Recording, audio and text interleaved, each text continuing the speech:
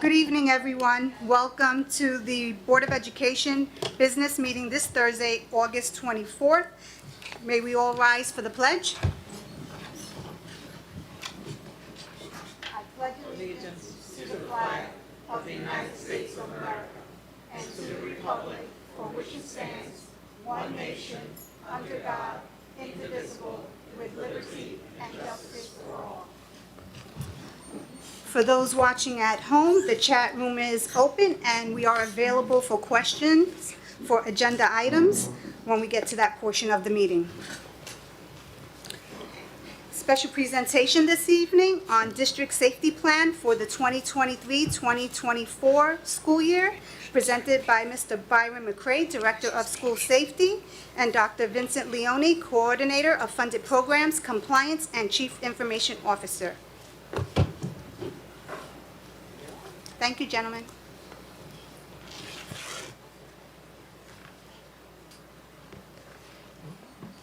Good evening, everyone. Good evening. Good evening. I'm gonna start it here. Can you see the person? Right here.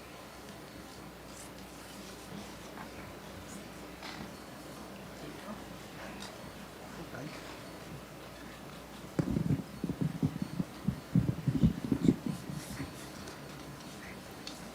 Ladies and gentlemen, good evening. Board of Education, Superintendent Lochner, everybody in attendance, everybody home. I'm Dr. Vincent Leone. I'm the Coordinator of Funded Programs here in Brentwood. And my job as it relates to school safety is really very easy. Mr. Byron McCray has the very tough job or difficult job. My job when it comes to the publication and approval of our district safety plan is to make sure that the plan meets all the State Education Department requirements. So I'm proud of two things this year. So this year, the State Education Department published a checklist to make sure that districts had all of the required components in the safety plan to make sure that they were there. So this year, myself and Vincent Tedisco, who's an administrator in our office, we fundamentally restructured our safety plan. So while all the components of the safety plan have always existed in our plan, it was not in the most sequential and logical order over the years. So this year, the plan is for those folks who are here, our Board of Education, who are used to reading the plan, you're going to notice that it's totally restructured. And it aligns to the sequence that the State Education Department recommends. So I'm very happy to report, and I can confidently report that all of the elements of the safety plan, the district safety plan that have to be in the plan are in the plan. So we did a really nice job with that. And we have a beautiful new cover to the plan. So if you see the plan, it's different.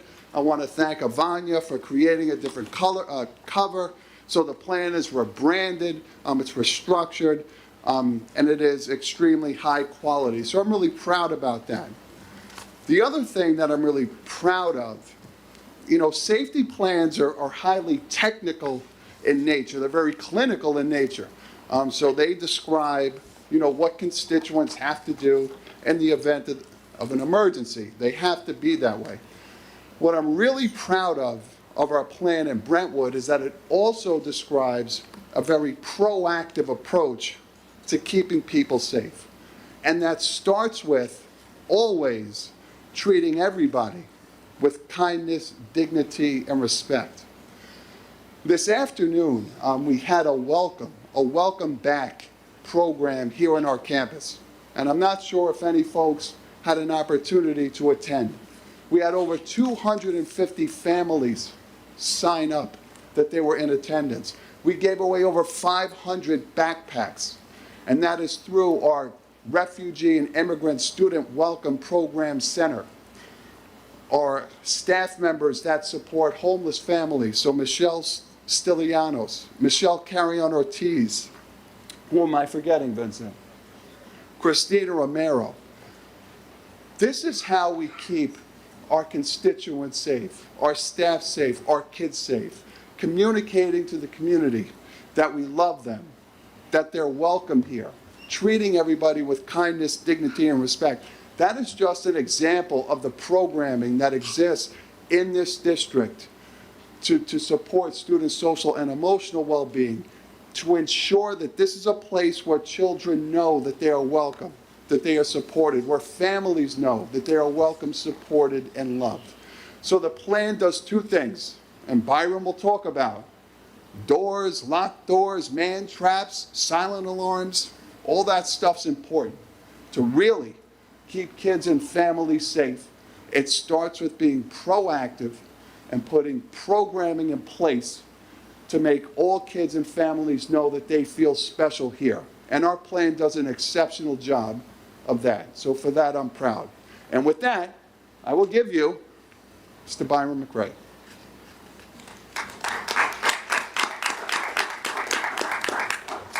Once again, good evening.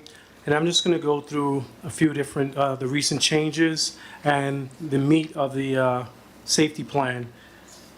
I'm going to start off by discussing the amendments that took place this year. We received notification of amendment to the law 2801A, where Alyssa's law will be enforced. They suggest that we have panic buttons within our school district, and Brentwood is ahead of the curve. We already had panic buttons installed approximately 2 years ago. So what we did was we updated those panic buttons and we rolled it out with the new features, and these panic buttons will be operational once the kids start attendance September 6th. So that's one thing that we're ahead of the curve. Another thing that's included in the safety plans this year is the emergency remote instruction plan. This plan requires the school district, if they close school, to notify state ed, and to also, during the reopening, to notify state ed. It also has some other things that's included in that update, which is a survey reporting availability of devices, which devices have to be issued to the students ahead of time, just in case we do run into another public health crisis. The operation plan includes establishing an in-force workforce.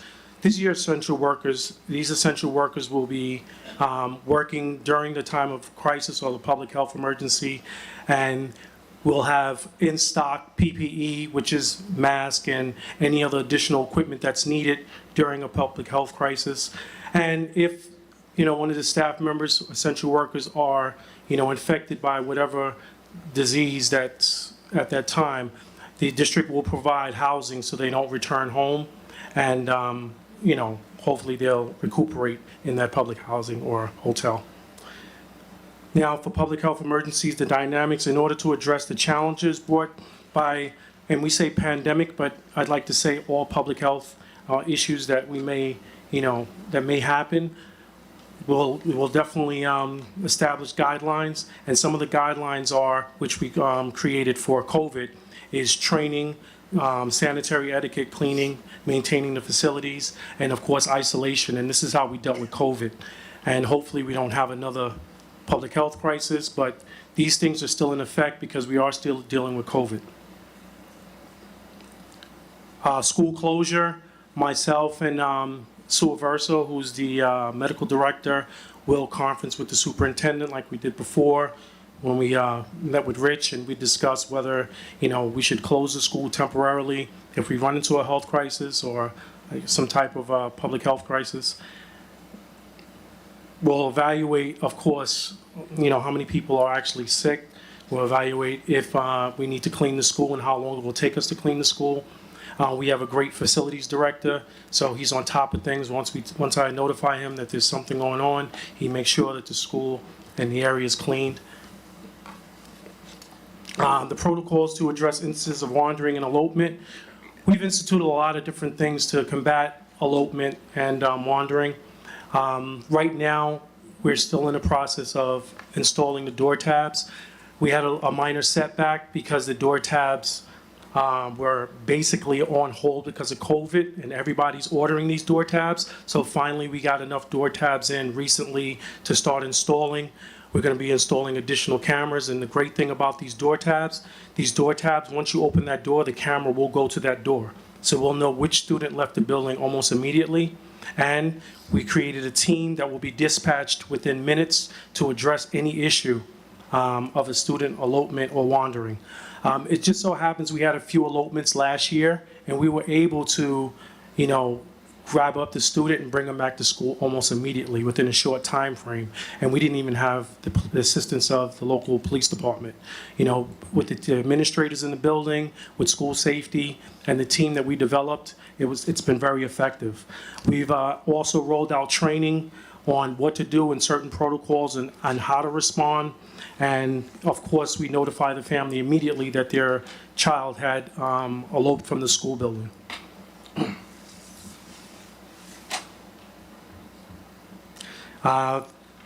The district-wide school safety plan sets policies and protocols for a multitude of safety issues, including naming the chief emergency officer, which is myself. And these issues include reacting to threats and acts of violence.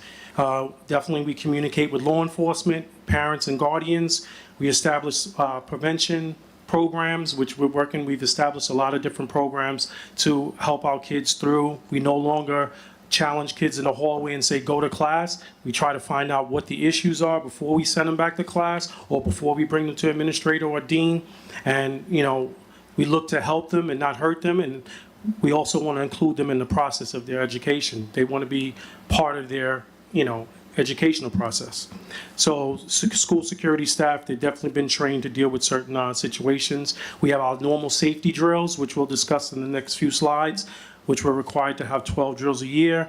And also we have preventive programs, early risk information. And this year, we're not going to just train our staff, we're going to also train the community, because a lot of our community members, when they hear about an alarm going off in our building or a possible lockdown or lockout, they tend to want to come up to our schools and pick up their child.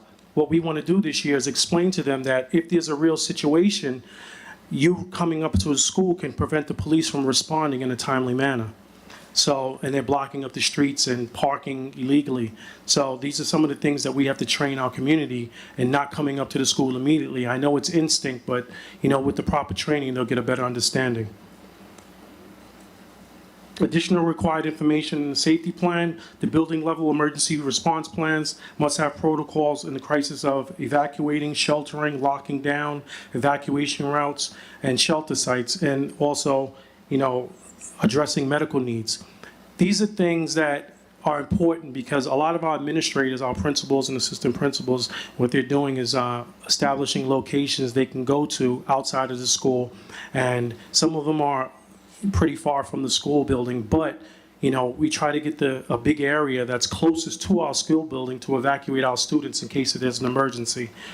So it's important that we go out and we visit these sites, and I kudos to Southwest because we actually did an amazing job at transporting our students in a drill, and we train the teachers and the staff members first on this drill. And it's important that we continue doing this and train our staff first before we take our students out to these evacuation sites. Required school drills, as I mentioned earlier, we have required to have 12 drills. 8 of them are fire drills, which are evacuation drills, a minimum of 4 lockdown drills, which can be lockout or lockdown. Now, 8 of these drills have to be done by December 1st. So I do call around and I do ask if we've completed our drills. They do notify the security desk, so I do keep track of the drills. I know how many drills take place in the buildings. And if you are missing a drill, I'll notify you early November that you have to complete your 8 drills before December 1st. Now, the definitions of the terminologies that we use in our school district: there's shelter in place. Now, this was created basically if there was some type of weather-related incident where a tornado or a severe thunderstorm or something that, can breach our facilities. So that's shelter in place. Hold in place is if there's an emergency, like we have a flood in the hallway we have to clean up, or some type of medical emergency.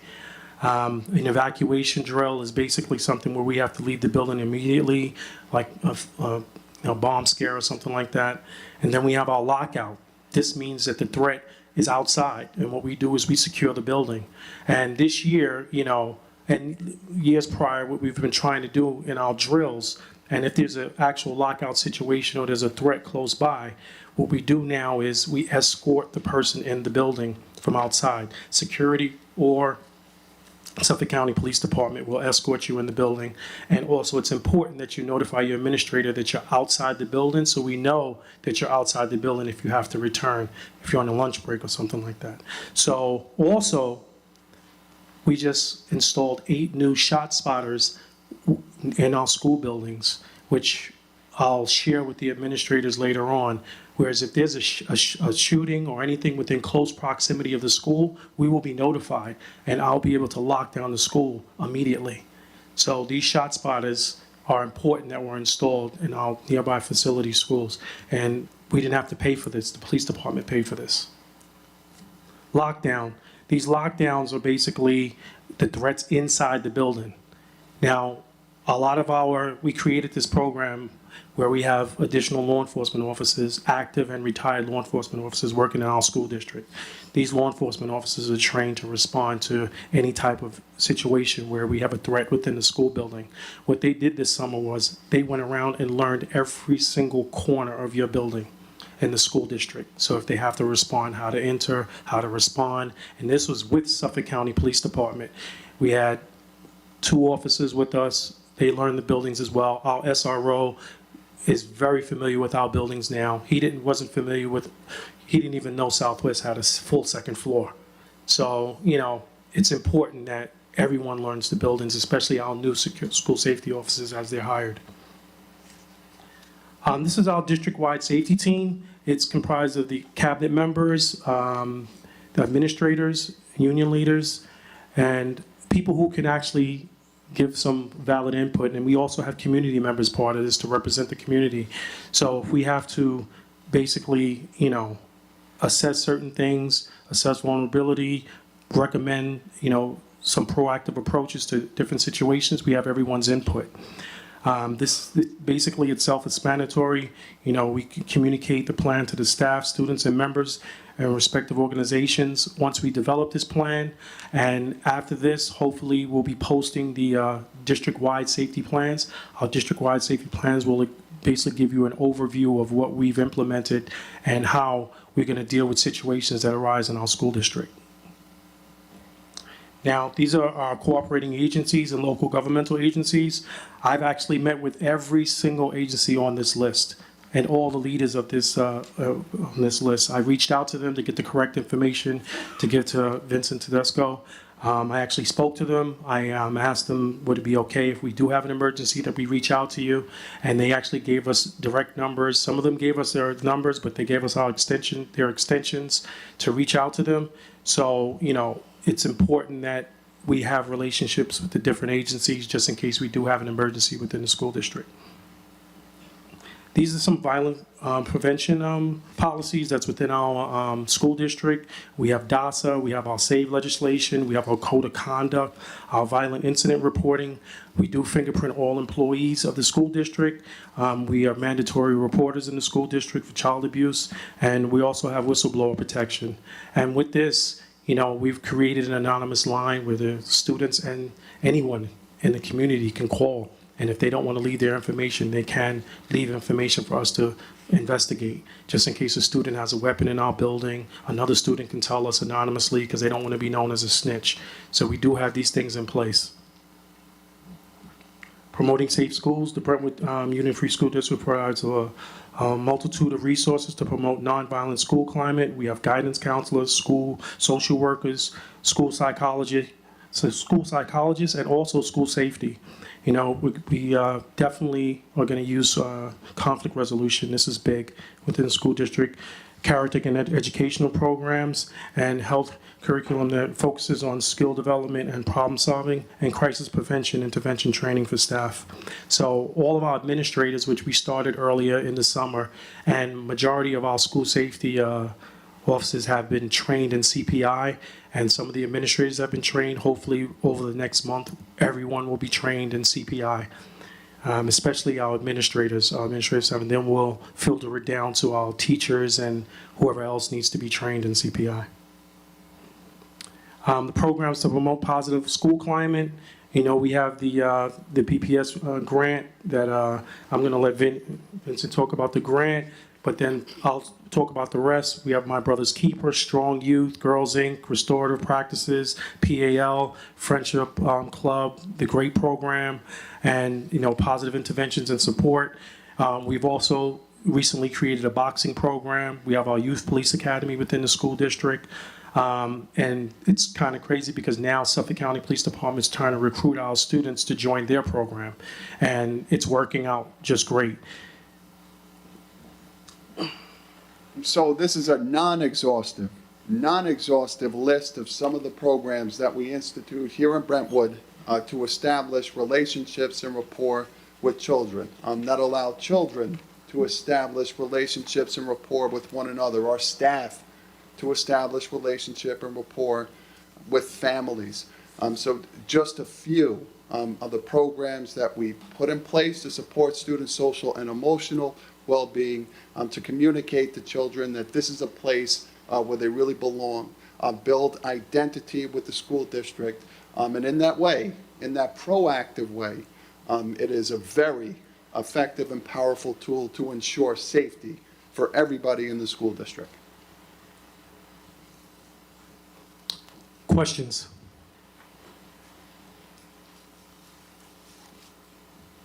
Any questions online? None online. Thank you so very much for that in-depth All right, great. presentation. It was very informative. I'm sure all of us learned something we didn't know, and the parents who are listening learned something they didn't know. And we look forward to you guys engaging the community and bringing them into the fold and letting them know about our lockdowns, lockouts, and so on and so forth, so that, like you said earlier on, that they're not running to the campus and probably creating a worse situation. Like you said, it's parental instinct, right? But we want to keep everyone safe, even our parents.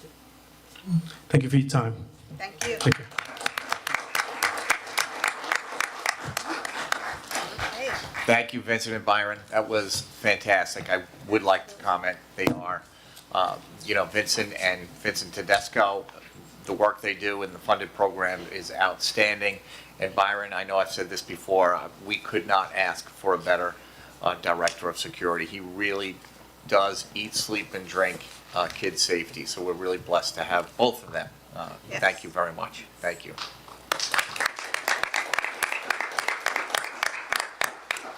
Questions on agenda items. We have a question from Mr. William Moss. I will read it. Just a friendly reminder, we have a 3-minute time limit on comments and questions from the audience. D1A, 4, 16, 17, 18, 22, 24, 28C, 28D. What is the rate for hiring, what is the rule for hiring and step? D1A, you want to handle that?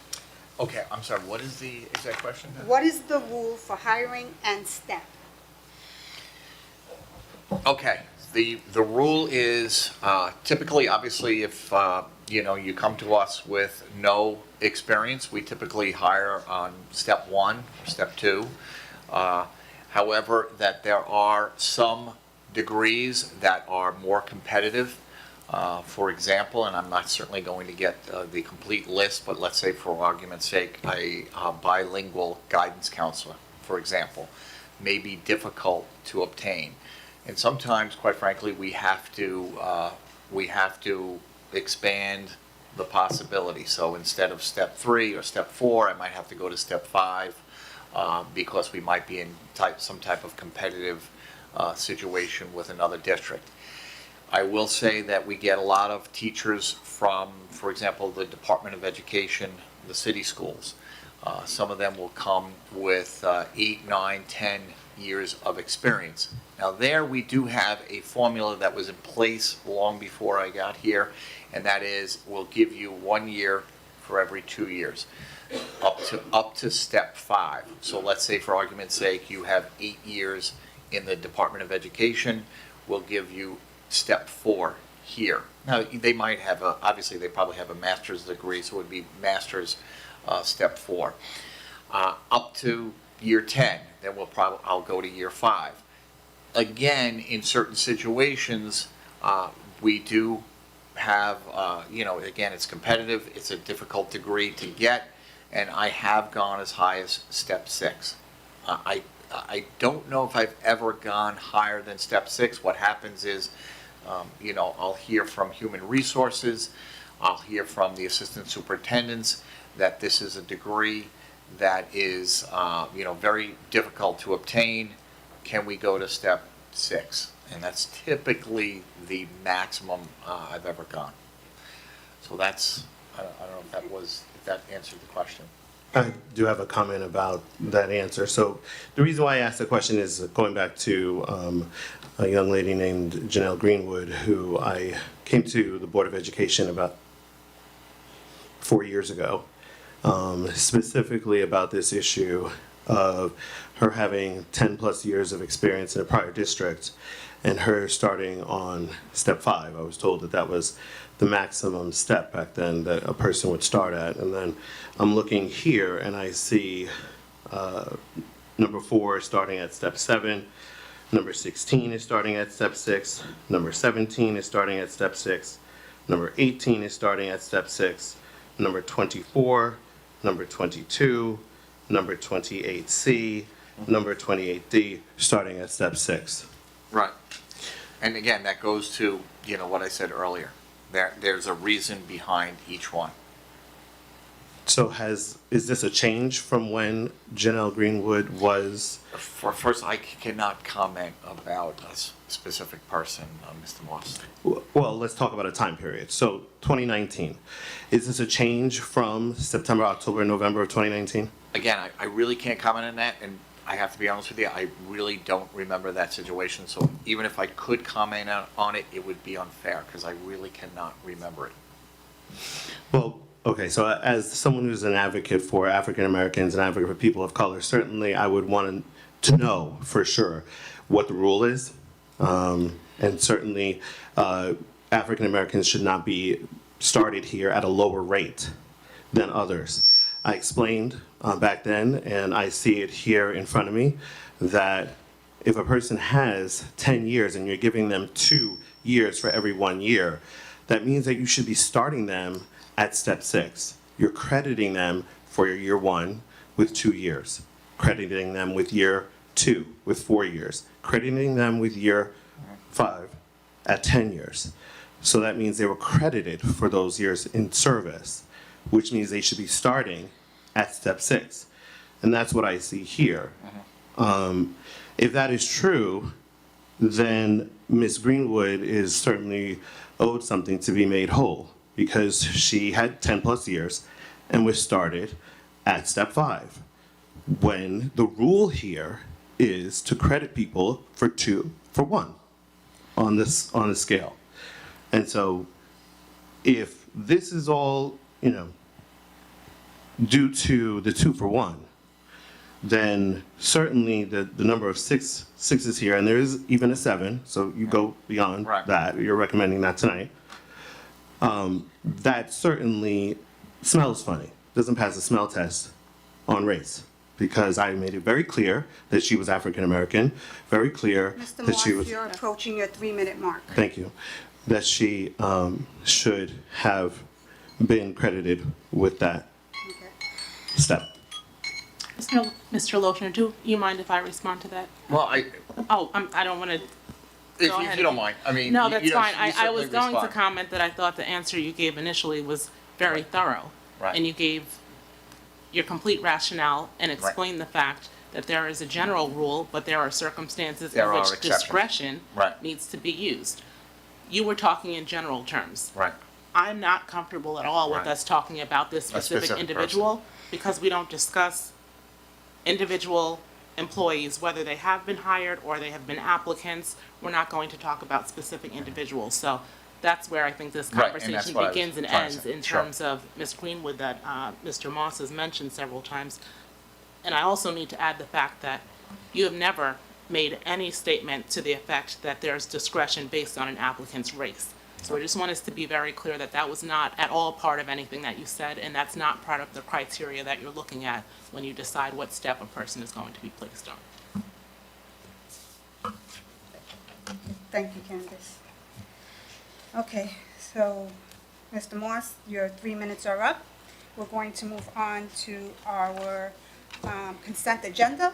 If you would like an answer to your second question, I will be so inclined as to, at the end of the meeting, I will ask Mr. Loshna to address it.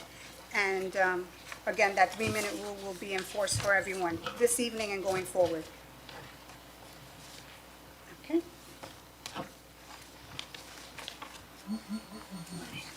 Sorry, I lost my pencil. Thank you, Julie, thank you. Okay. Be it resolved that the following items be approved, B1A through B1M. I need a motion. Motion. Motion by Brandon Garcia. I need a second.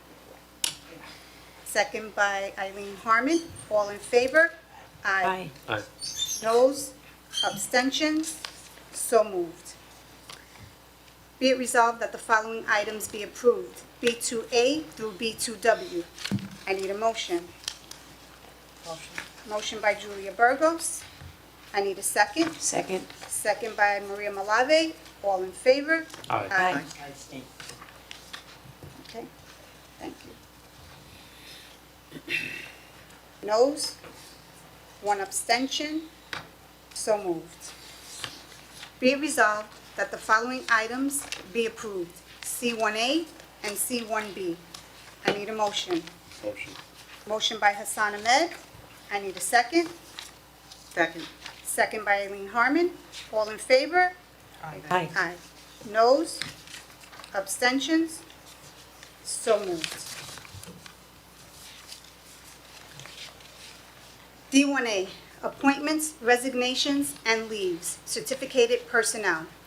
Be it resolved that upon the recommendation of the superintendent of schools, the Board of Education hereby approves the certificated personnel action report contained in the board packet for the August 24th, 2023 board meeting. I need a motion. Motion by Cindy Safari. I need a second. Second. Second by Julia Burgos. All in favor? Aye. Noes? Abstentions? So moved.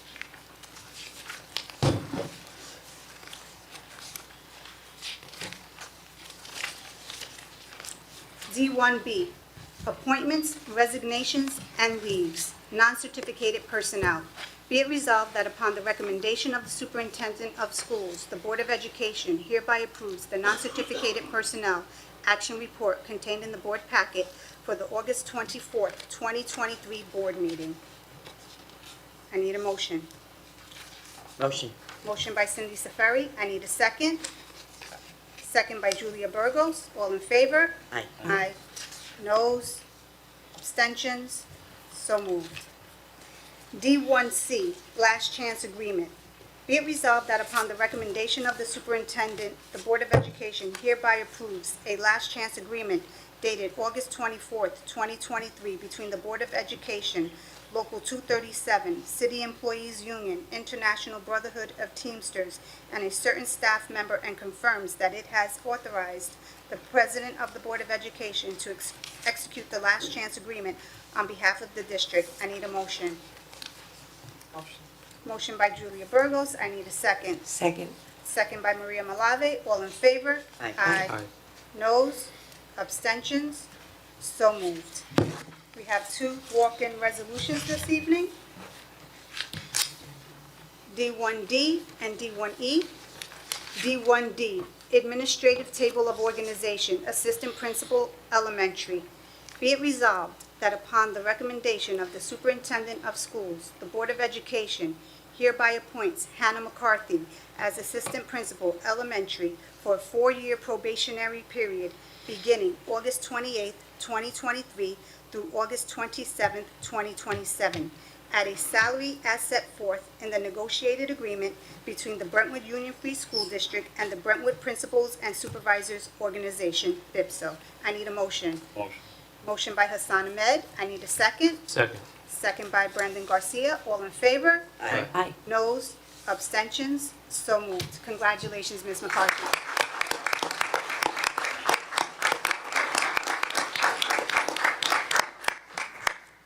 President Felix, can I make one request, please? Absolutely. The resolution that you just read was read as D1D. D. I believe we have a D1D on the agenda. Oh, my so apologies. no, that's okay. Oh, We I could didn't leave see that that. one perhaps as D1D, and we Sure. could make Thank you. the amendment to the salary and benefit agreement for the assistant superintendents D1E, perhaps? Perfect. Okay, D1E. Thank you, Candace. You're welcome. Let me go back because I didn't even do D1D. D1D, amendments to the salary. You changed it to E? Okay. Thank you. D1E, amendments to the salary and benefit agreements for the assistant superintendents. Be it resolved that the board president is authorized to execute amendments dated August 24th, 2023 to the salary and benefit agreements for the assistant superintendent for finance and operations, the assistant superintendent for elementary education, and the assistant superintendent of special services, which amendments have been reviewed by the Board of Education. I need a motion. Motion by Hassan Ahmed. I need a second. Second. Second by Cindy Seferi. All in favor? Aye. Noes? Abstentions? So moved.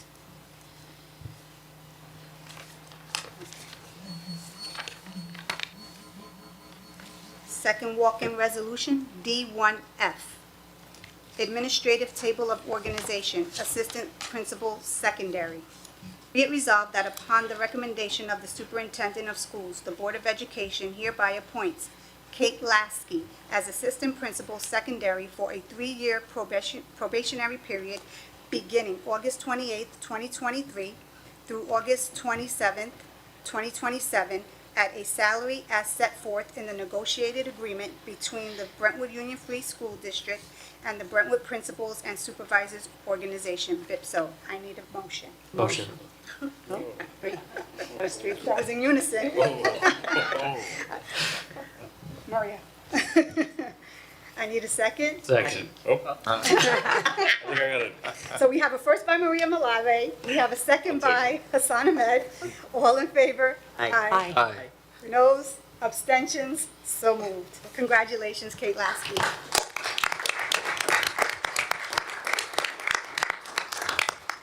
Okay. All right. F1, miscellaneous items for information only, board action memos, and minutes of the June 15th, 2023 Secondary Leadership Team meeting. G1A, old and new business. Rich, you have any? I do. Actually, Dr. Leone mentioned our kickoff this afternoon out in the front of the building. I want to thank everybody who volunteered. It really was an incredible event. The first of many over the next few weeks. We'll have lots of events, not just here at Central, but across the district as schools welcome kids and families back to the district. It's really going to be a kind of an electric few weeks. It usually is. But I do have other announcements as well. Pine Park Principal Rosa Nieves was honored at the office of Legislator Sammy Gonzalez on August 10th for Ecuadorian Independence Day. Ms. Nieves was cited for her dedication to our district and her embracing of cultural heritage at Pine Park. And I was there for the proclamation given to Ms. Nieves. It really was a beautiful ceremony, and she is very much deserving of the proclamation and the recognition. Brentwood High School just last week celebrated the graduation of 104 students from the summer school program this week at Sondling Auditorium. The class of 2023 is represented well and featured heavily in the new edition of the Brentwood Bulletin, which was delivered to homes in the past week. I do want to thank Mr. Chang, Dr. Rodriguez, all of the teachers involved in summer school, incredible number, 104. That number has been growing over the last few years, and we're very proud of those students. Obviously, many of them traveled some difficult roads to get there, and we're really pleased at the outcome, and they will forever be Brentwood graduates. A Brentwood High School student was selected to the Spring 2023 National Education Equity Lab Honor Society on Wednesday.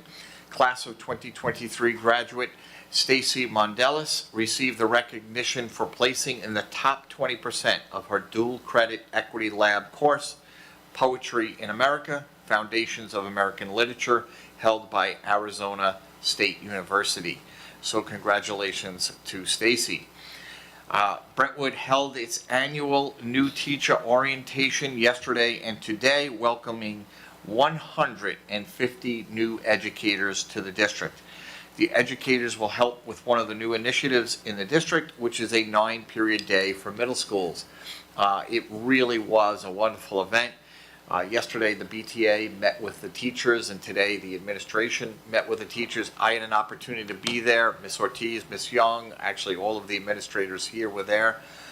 It was really terrific, and as I've said in the last few years, I'm very proud of the teachers that we've hired and continue to hire, and I am very confident that this group of teachers is really going to bring us forward for the next 20, 30 years in such a terrific way.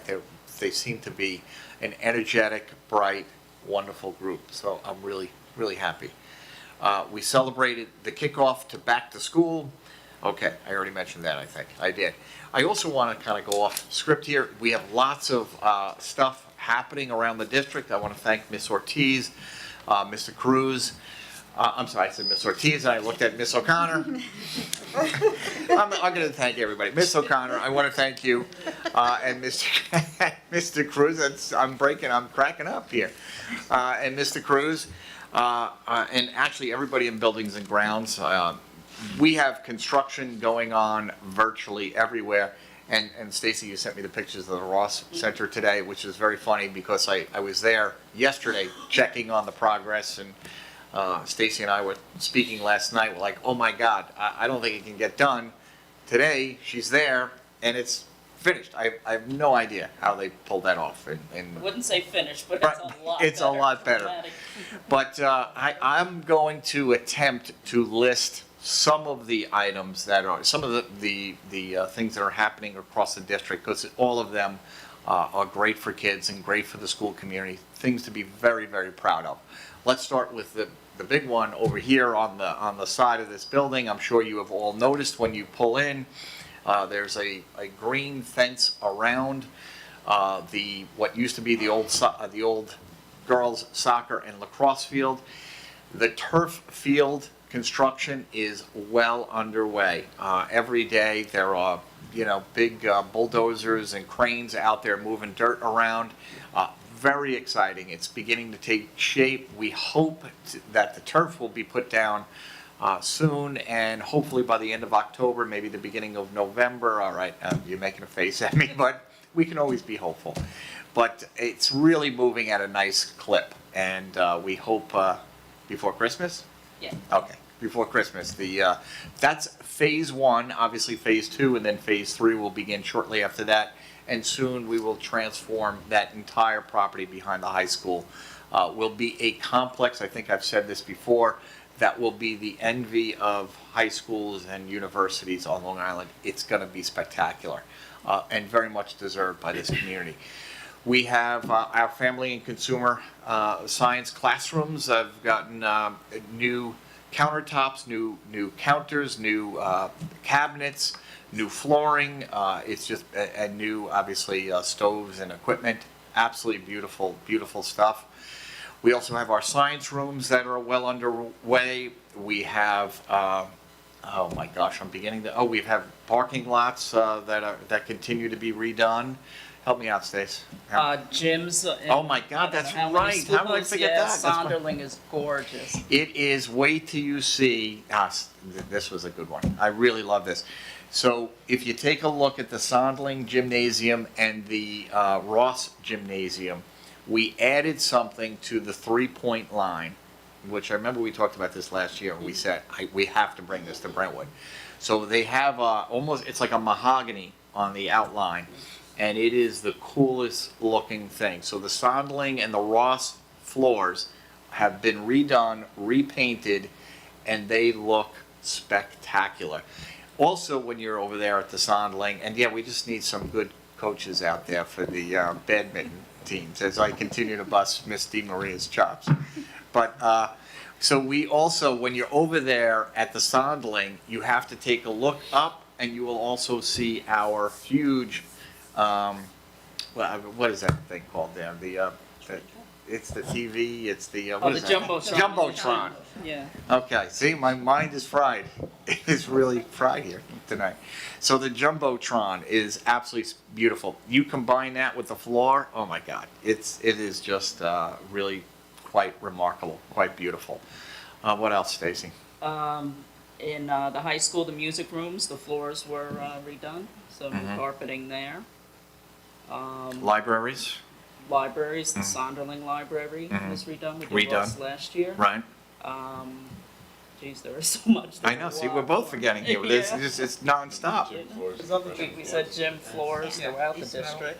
Oh my, and something that's not so, flashy, but we have the HVAC units that are going in all over the district. The HVAC, for you, if you ever go into a classroom, you see that big old monster by the window, that's your air conditioning, or it's really designed to move air and heat. And many of them were extremely old. So we purchased new HVAC systems, and they're being installed. It's really quite an operation to pull them out and put them back in, really spectacular. We also have offices, since we have added quite a number of support staff, school psychologists, social workers, guidance counselors. That also necessitated the building of lots of office space around the district. And I want to thank Mike Cruz and his entire, team.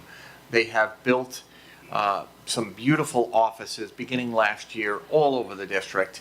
Finding, great little spots to put offices up. And, remember that requires obviously electric work, besides sheetrock and walls. And they really have done a remarkable job reconfiguring so many spaces. And we have our special services, which really under Miss Young's vision, which has really been terrific. Her vision for that space really was remarkable and continues to be remarkable. It's almost finished. And it really was Miss Young's vision. I don't know how she saw what she saw. It really was quite a move. So we're going to have a spectacular special services and hopefully an extended parking lot for visitors and staff members. And again, Pool lights were done, pool lights, which was something. ceilings. And the ceiling. The home ec kitchens, we also did the Okay. ceilings there as well. But Okay. hallways, like Ross has a lot of. A lot of new ceilings hallways. there. Yeah, the Ross is going to be, and obviously I was in the Ross for a long, long time, and the Ross is, the hallways, which have always been something, the Ross students and staff members would say, it's kind of dark. It's getting a whole new facelift, and it's going to be, quite nice. It's going to be much brighter, and making it a bigger feel. Also, bathrooms. We've done quite a few bathrooms across the district, and we'll continue to do them. But remember, the bathrooms in school districts unfortunately require abatement prior to actually building them, which is very costly and lengthy in time. But we undertake that, and under Stacy's guidance, we kind of do a few every year, which is nice. And also in the Sonderling cafeteria, we're doing Senior some senior cafeteria, the bathrooms cafeteria, there. some bathrooms there as well. So a lot, and probably even more that we're forgetting because it's an incredible list around the district. It is. On September 13th at 6 p.m., the Water Authority will present at the Brentwood Public Library on water quality, conservation, and sources, and they will welcome questions from the community.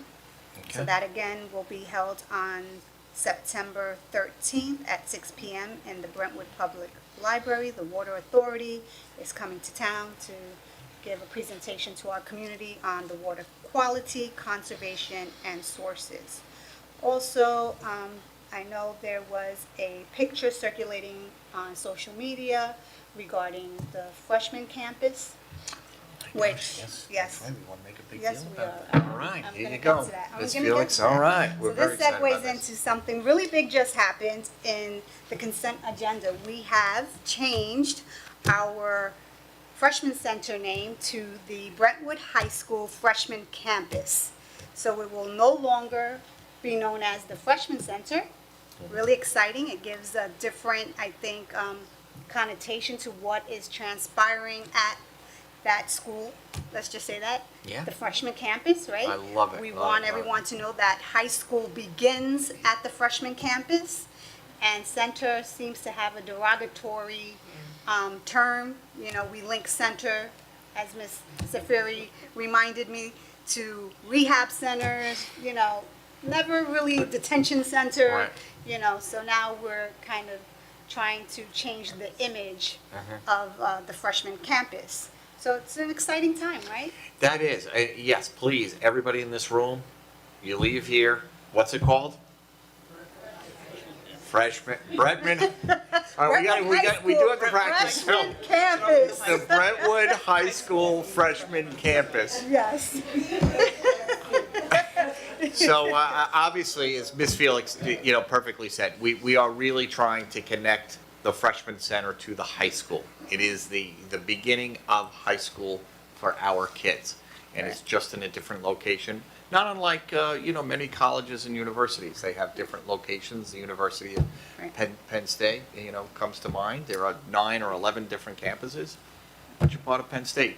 Here, you're part of the high school. It's the freshman campus. And with that, there was a picture circulating on social media with a brick background with a bison or bull breaking through it, and it said Brentwood High School freshman campus, high school starts here, and it kind of set off a frenzy on social media. People were thinking that this is our new logo. It is not. It is not our new logo. It was a piece of art created by a student. It was just something strictly for the freshman campus.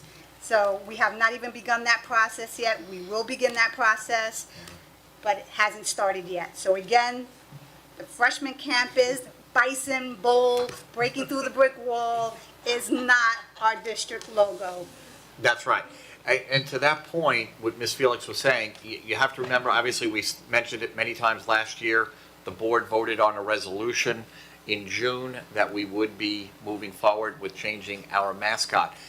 The district does have to 2025, to the end of, not this school year coming up, the school year 24-25. That's actually when it has to take place. Obviously, I think the board has the intention to begin working on it early next school year. But just so a lot of people ask me, you know, is it changing? Is it changing? Is it changing? The board and the community will make that decision soon enough, but we're really not obligated to do it until June of 2025. Right, and we will do it together, the school district and the community. We will do it together. And with that being said, we'll move on to our public comment. We have Mr. Fritz.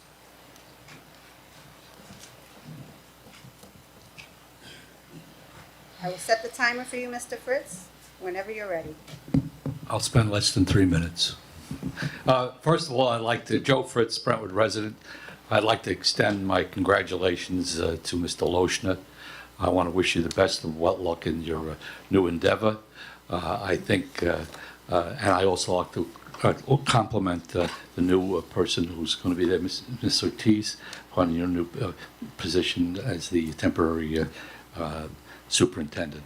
I think that it's the concepts which we have right here in terms of advancement, there leads a lot to be praised. I also want to thank you, Mr. Loshner, and the rest of the board for your bringing about the golf team.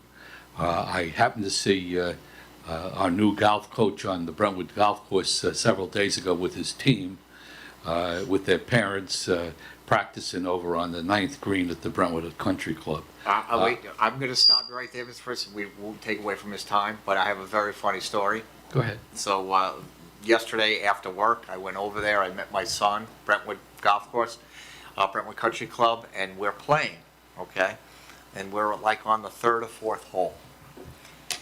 and across the fairway, there is a mob of kids carrying their golf bags, and Mr. Hudson is ushering them along. There had to be about 15 kids on one hole. I don't know how he gets away with it, but they love him over there.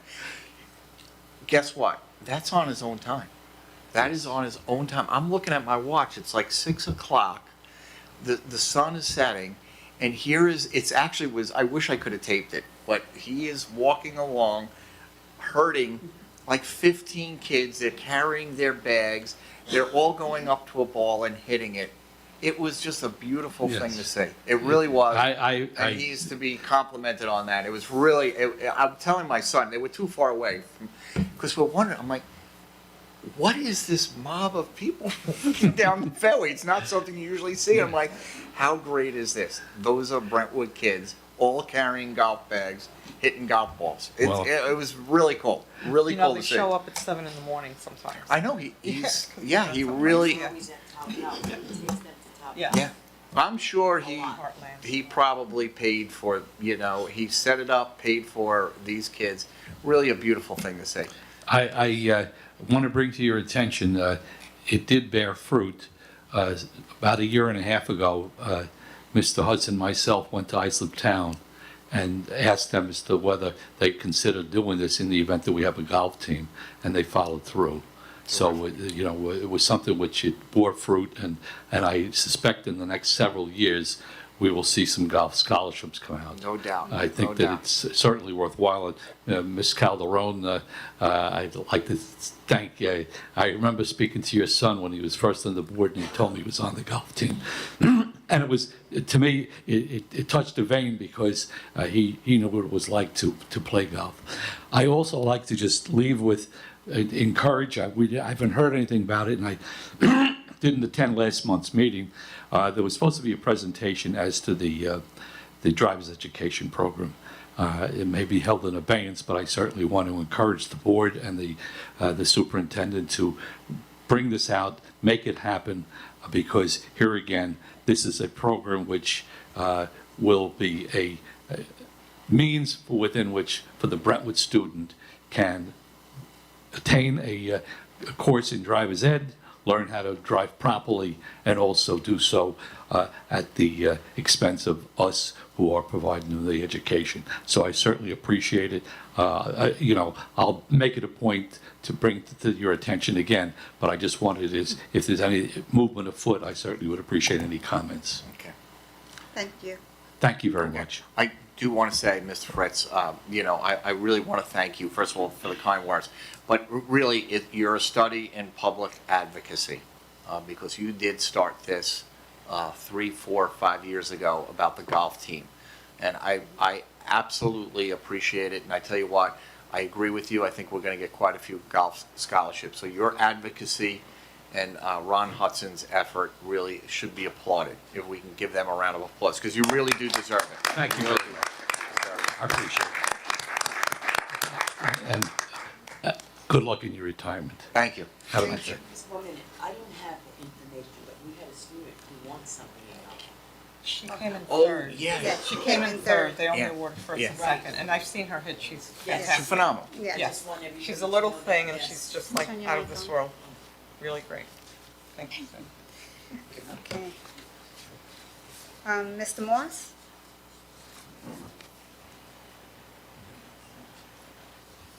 Okay. Do you want to go with your public session question, or you want to continue with your agenda item questions?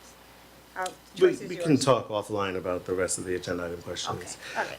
But I do want to talk about the working together. Okay. I haven't been back at these board meetings for a while. And my first board meeting back, I'm a little concerned to see walking agendas come in with people being voted in as assistant principals and the community not having an opportunity to make comment or ask questions about that agenda item. Certainly, the community should have a right to ask a question about anything that is going to be before the Board of Education, and that's the policy.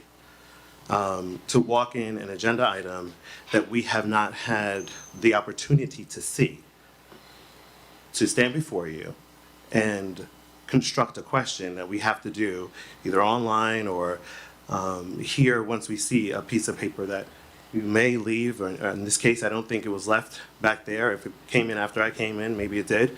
But I don't think that agenda item was made known to the public so that we could make a public question about it.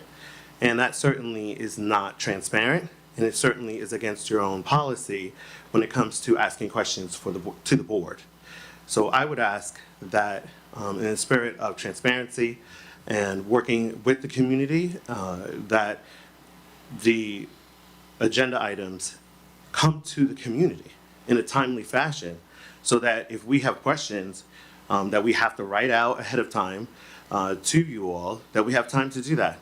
This is a working community.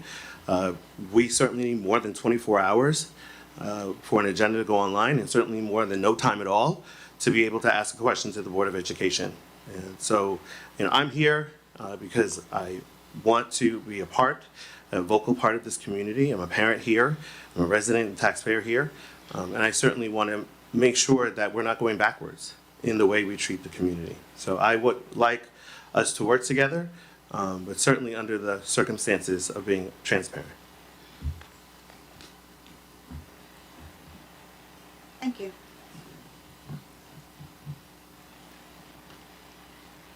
Any additional questions from the community?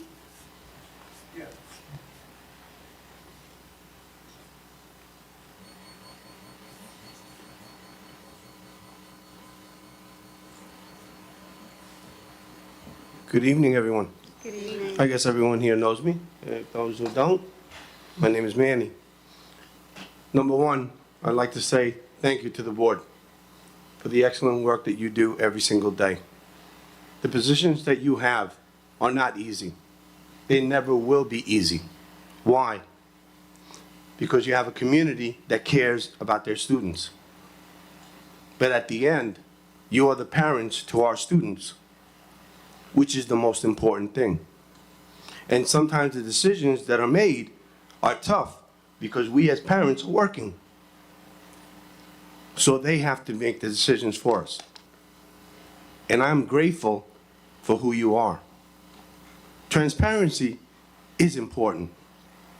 But at the end of the day, it's how you put your head on the pillow and what you believe in.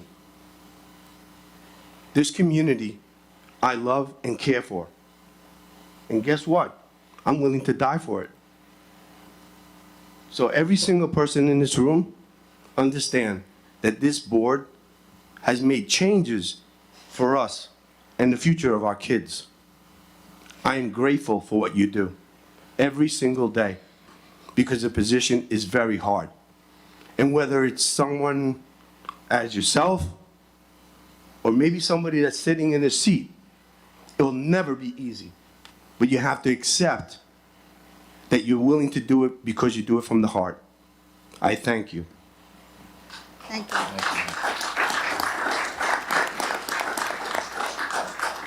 Any other questions, comments from the community? Thank you all for your input. It is never the intention of this board to walk in resolutions that are nefarious in any sense of the term. We do so because things come to us in executive session that dictate, and district business dictates that we do so. Over the history of the past year, I think if anyone goes back to when, I guess, July 2nd or 4th of 2022, those walk-in resolutions have been far few and in between. And everyone in the community knows that this is an open board, and if there are any questions, we can be contacted via cell phone, email at any time, and we are more than happy to engage in conversation, answer questions. We do it here openly and willingly at our board meetings. So we take all comments to heart, seriously, and we give it the respect and merit it deserves, as we want that respect in return. So, we're not going to say that there will never be another walk-in resolution, because that's not how business works.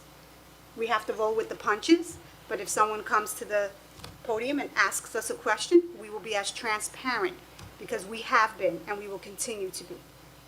So with that, I need a motion to adjourn. Motion. Motion by Cindy Seferi, I need a second. Second by Julia Burgos, all in favor? Aye. Have a good night, everyone.